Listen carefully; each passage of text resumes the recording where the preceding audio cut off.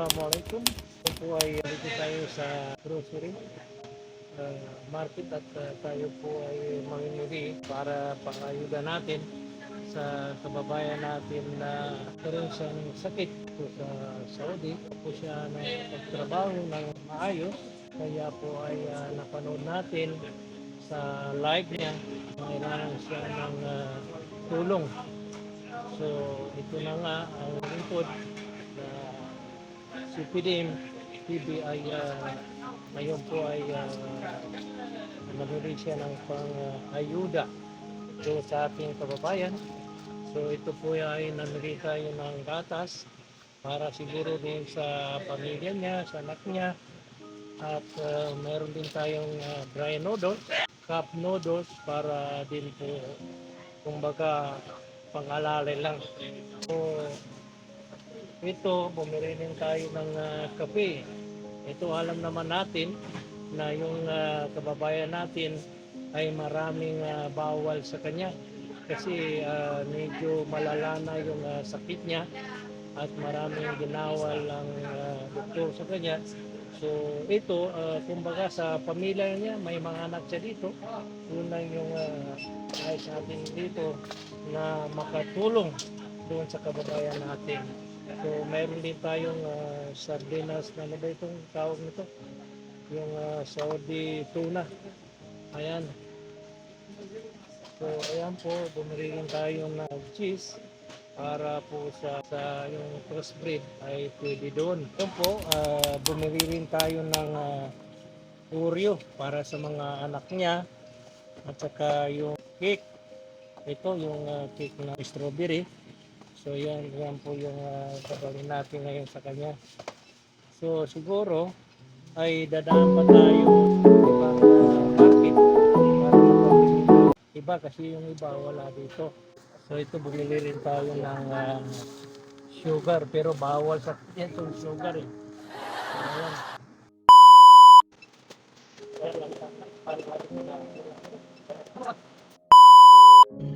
So ngayon po pupunta na tayo doon sa kababayan natin may karamdaman.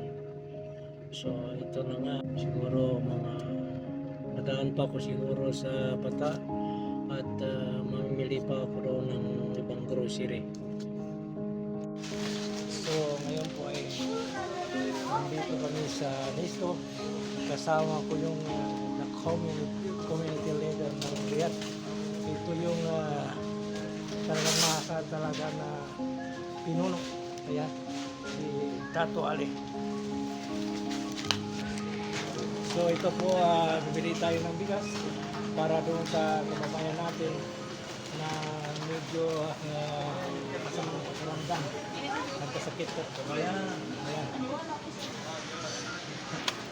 So ito po, bibili tayo ng manok.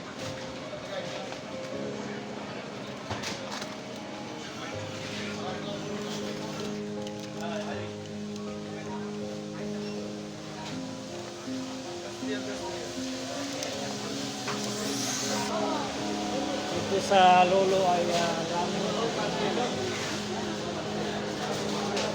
pantalon, t-shirt, magandang t-shirt.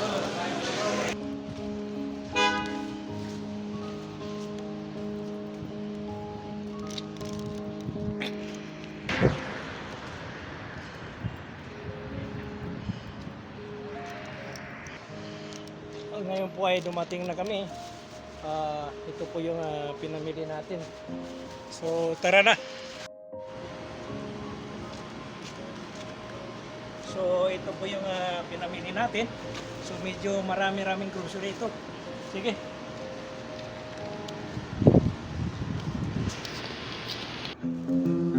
So mabuti mayroon tayong kasama ngayon tumutulong. Ayan.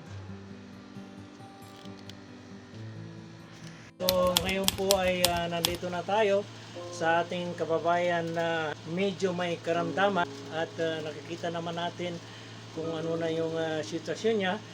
So ito po ay ating binisita at dinala natin ng kaunting ayuda. Ito po ay para lang tayong makatulong kahit kaunti. So Ah, Bong, ito yung naramdaman mo ngayon. Ano ba yung nararamdaman mo? Dito.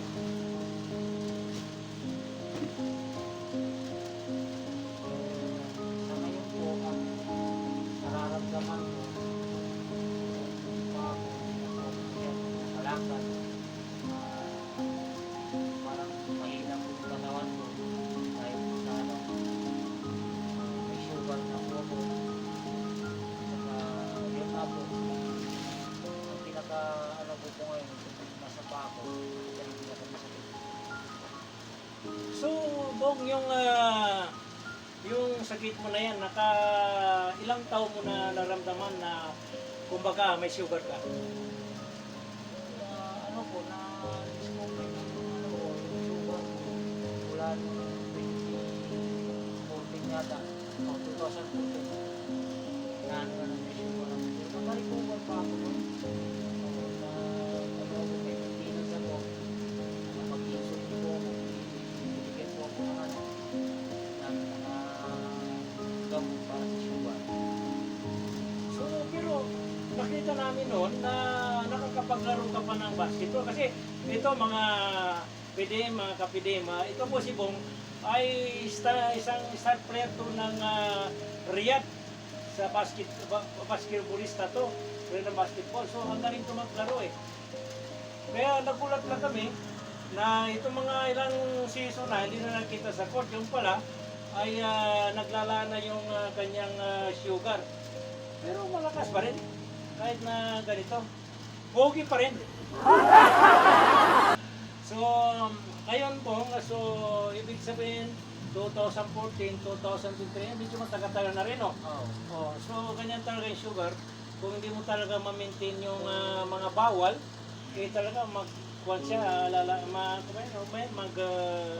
babalik-balik siya. Oo. Kaya yung sabi nila, pag may sugar ng tao, dapat kahit kanin daw eh medyo mo bawasan. Oo.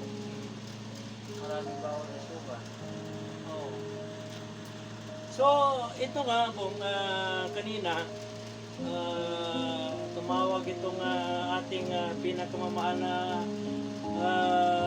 community leader na si Dato Ali na sabi niya kung pwede ay bisitahin natin si Bong kasi ito ay isa rin sa mga na lumigay ng kasayahan sa mga community dito dahil ito ay isang player ng basketball dati.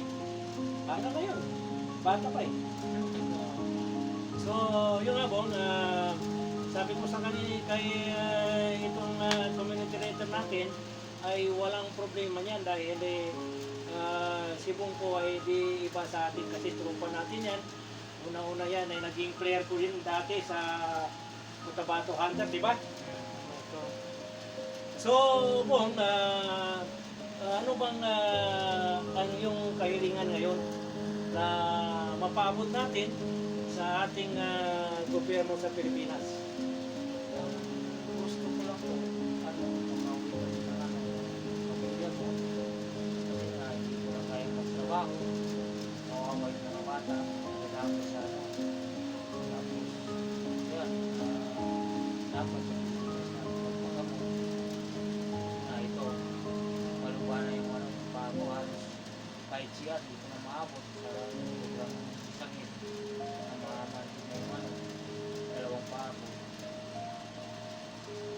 So, ayun po, para po sa ating kalaman na si Bong po ay hindi na niya kaya magtrabaho. Bong, ano ba yung mga trabaho dito?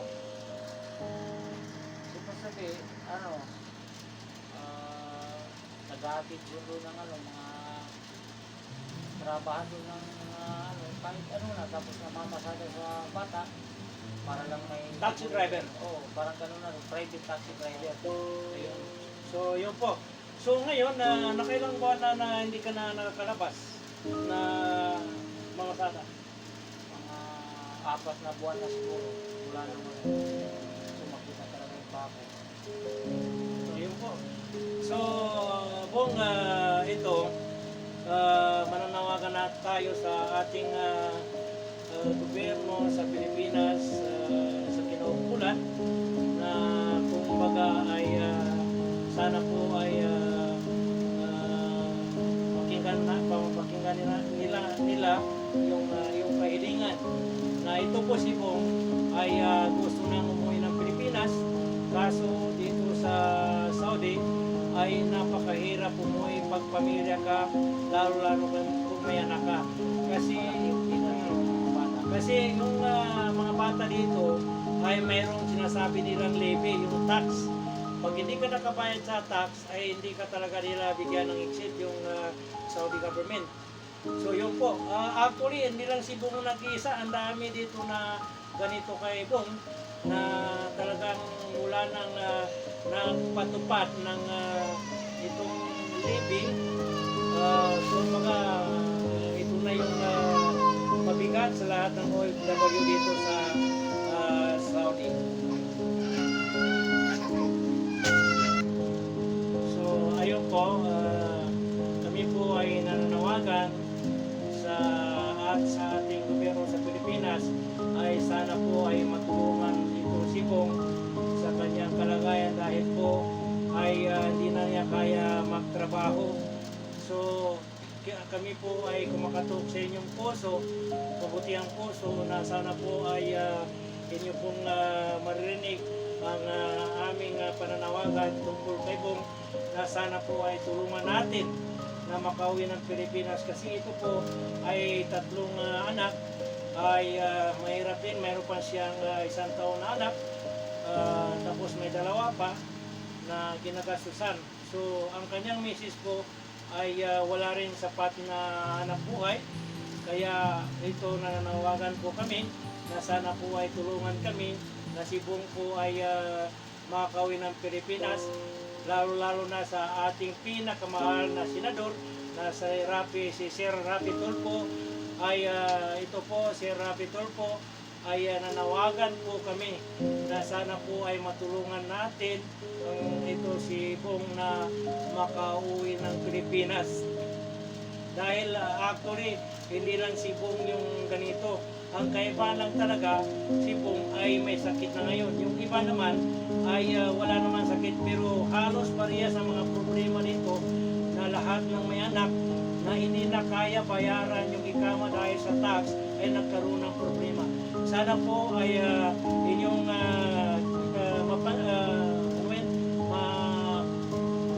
maririnig yung aming mga kahilingan dito na hindi lang si Bong ang OFW rito na pamilya na nagkaroon ng ganitong problema sa mga bata. Kasi kung hindi lang itong mga bata na medyo malaki na yung utang sa government ay easy lang mag-uwi ng Pilipinas. Kaso dito sa Saudi, patakaran ng Saudi, ay lahat ng mga bata na hindi nakabayad ng levy tax ay hindi nila bibigyan ng exit hanggang hindi makabayad. So okay lang doon sa walang mga sakit, pero problema pa rin.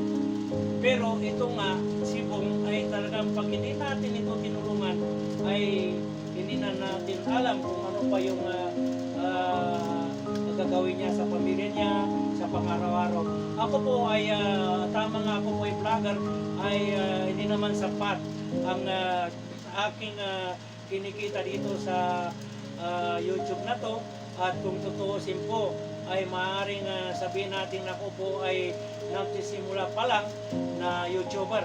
Pero sa kagustuhan ko po na makatulong sa kapwa natin, ito po ay pinilit ko pong pumunta sa kanya at matanong kung ano talaga yung kahilingan niya. At ito nga, kahit pa paano po ay namili kami ng grocery para sa kay Bong, sa mga anak niya. Ito si Bong, alam natin naman si Bong na pinipili lang ang kinakain nito dahil may sugar. Pero yung pamilya niya, 3 anak at saka yung pamilya, yung asawa niya. So ito po yung pinamili namin sa kay Bong. Bumili po kami ng bigas. Ito yung bigas na binili namin. Tapos ito, bumili rin kami ng manok. Ito yung manok na binili namin. At least kahit papaano ay makakatulong sa kanila. At ito nga yung mga bata. Siyempre yung mga bata, kailangan din nila yung mga yung mga bumili ako ng Oreo at saka yung cake. Yung cake na ano ba to, sandwich size na to strawberry. Kaya bumili tayo niyan. At mayroon din tayong mga noodles na binili.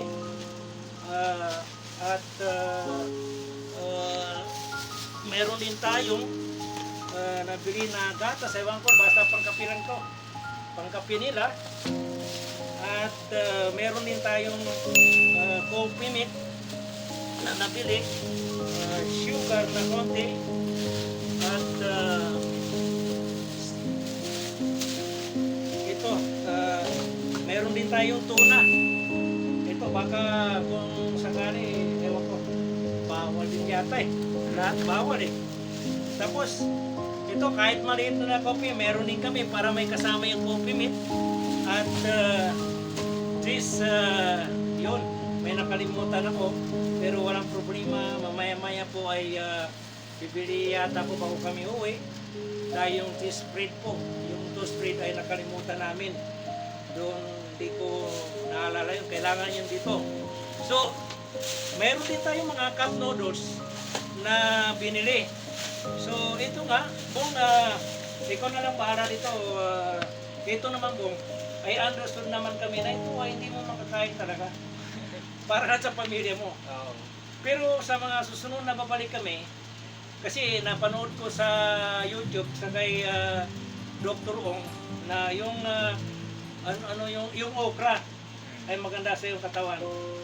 So siguro mga 2 days o 3 days ay baka babalik kami dito. Yun yung dadaling ko sa iyo naman ay para sa iyo. O either may makita tayo pa na pwede mong kainin, na yun ang dadali natin para kumbaga lalakas ka. So, Bong, pasensya ka na lang dito sa kinayanan namin ha. Ang importante yan, Bong, ay siguro ay kahit pa paano ay linggo-linggo mapuntahan ka dito at mabibisita ka. So yan po. Yun lang po, inuulit ko po kung saan po naman ang ating mga kababayan na OFW na nais pong tumulong ay nanawagan po kami na kahit magkano lang ang kakayanan nyo ay tutulungan natin po itong kababayan natin na OFW rin na isang taxi driver. Kumbaga online taxi to, yung tinatawagan lang siya private taxi. Yun yung kabuhayan niya. Sa ngayon, hindi na siya po trabaho. Ngayon, kahit papaano po ay makatulong tayo sa kanya kahit konti-konti lang. So, baka po may chikas ka ba po? So, gagawa natin ang paraan yung chikas kung saan po pwede na mayroon. Ako mayroon ako, pero ang gusto ko kasi direct na dito kasi actually hindi ko pa, kasi the first time talaga to na ginawa ko dito sa Kaibong na tumulong ako ng ganito. Tumutulong ako sa mga OFW, pero yung naman ay yung mga problema na iba na kumbaga pinabayaan ng amo, pinakulong ng amo. Ayun, panoorin lang nyo sa aking mga vlog at mapapanood nyo yun kung sino ba yung mga OFW na natulungan din natin. So, ayun po, maraming salamat sa inyong panonood at yun po ang inuulit ko po ay sana po ay mapansin po ng government natin sa Pilipinas, lalo-lalo na sa kay Senator Rapi Tulfo, na siya po ay alam natin na mahal niya tayong mga OFW. So, ayun po. At sa mga mabubuting puso dyan po, ay kung mayroon man kaming may bigay na STCP ay pwede kayong magpadala doon. Itatag ko lang po dito sa video na yon dito kung ano yung STCP para kung kayo po ay may tulong sa ating OFW na kababayan na 3 anak na maliliit tapos babayad pa ng bahay, kuryente, tubig. So sana po ay maunawa natin ang sitwasyon niya sa ngayon. So yan po, maraming salamat sa inyong panonood at huwag natin kalimutan na mag-subscribe and share and like para tuloy-tuloy yung tulong natin sa ating mga kababayan